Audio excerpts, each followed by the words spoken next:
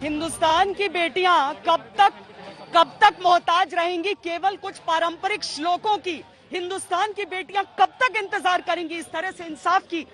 अब हाथरस का मामला सामने आया है। आज हाथरस की निर्भया कहा जा रहा है, लेकिन क्या सिर्फ नामों से, क्या सिर्फ विश्लेषणों से इंसाफ मिलेगा? उनके भाई इस समय हमारे साथ हैं। बॉडी आप लोगों को हैंडओवर की गई है? पोस्टमार्टम हो चुका है? नहीं, पोस्टमार्टम हो चुका है पर बॉडी हमारी हैंडओवर नहीं की गई है। क्या आप लोगों को रिपोर्ट के बारे में कुछ बताया? कुछ नहीं बताया अभी तक। कितने दिन एफआईआर का इंतजार करना पड़ा? एफआईआर का कम से कम 8-10 दिन। क्यों, क्या कहा गया? ये प्रशासन की वो लापरवाही रही वहाँ पे। कह रहे कि जो एक दिन क्या नाम है, हमने नॉर्मली रिपोर्ट दर्ज कराई और उसके बाद फिर एक को पकड़ लेते थे, एक को छोड़ देते थे, ऐसा कर रहे थे।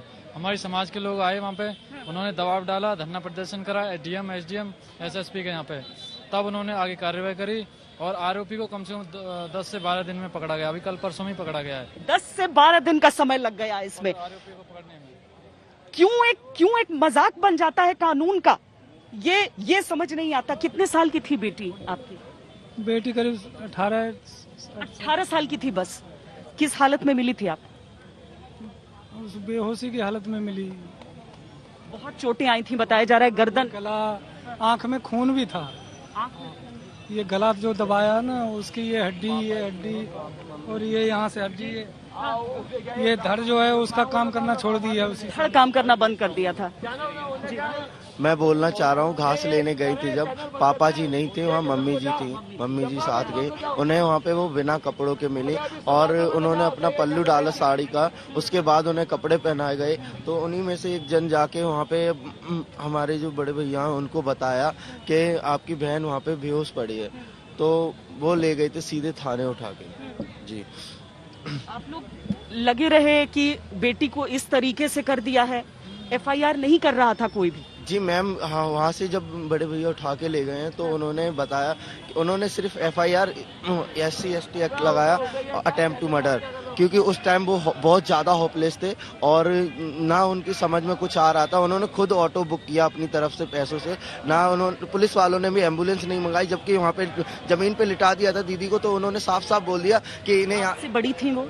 जी, उन्होंने साफ साफ बोल दिया कि यहाँ से उठा के ले जाओ, ये बहाने बना के लेटी हुई हैं पुलिस कर्मियों ने। बहाने बनाने की बात की? जी, ऐसा बोला था उन्होंने। जबकि खून था, सब नजर आ रहा था। जी। और दूसरी बात जो हमारे उल्टी भी हुई है, 3-4 बागला हॉस्पिटल में 3-4 खून की उल्टी भी हुई है। 10-15 दिन तक तो ब्लीडिंग रुकी भी नहीं। 10-15 दिन तक ब्लीडिंग रुकी नहीं थी। दूसरी बात, जो 14 तारीख से 22 तारीख के बाद उन्हें अच्छा इलाज मिलना चालू हुआ, 22 तारीख के बाद, तब जाके उनकी 22 तारीख के बाद ही मेडिकल रिपोर्ट की गई है। 14 तारीख से 22 तारीख तक कोई अच्छा इलाज नहीं दिया, नॉर्मल वार्ड में ऐसे डाल रखा था उन्हें और बहुत ही ज़्यादा लापरवाही बरती जा रही थी। ग्लूकोज की बोतलें चली और नॉर्मल दवाई इलाज, बस यही सब कर रहे थे वो लोग। जो लोग हैं अब जाकर पकड़े गए हैं, अब जाकर 4 को पकड़ा है। जी। इंसाफ की उम्मीद है आप लोगों को जिस तरह से जितनी थी? हमें उत्तर प्रदेश सरकार से बिल्कुल भी नहीं है, क्योंकि अभी तक ना तो बीजेपी सरकार का किसी ने कुछ बोला है ना योगी जी ने इस बात पे कुछ भी बोला है। क्या चाहते हैं आप लोग? यहाँ धरने पर बैठे हैं अभी। हमें तो न्याय चाहिए। न्याय में क्या चाहिए? हमें फांसी चाहिए। जैसे मेरी बेटी की जान गई है, बहुत सी घनघोर कायरता अपराध और दिल्ली में एक बहुत ज्यादा है। जैसे मेरी बेटी के संग में अत्याचार हुआ है, उसी तरह उसको फांसी चाहिए।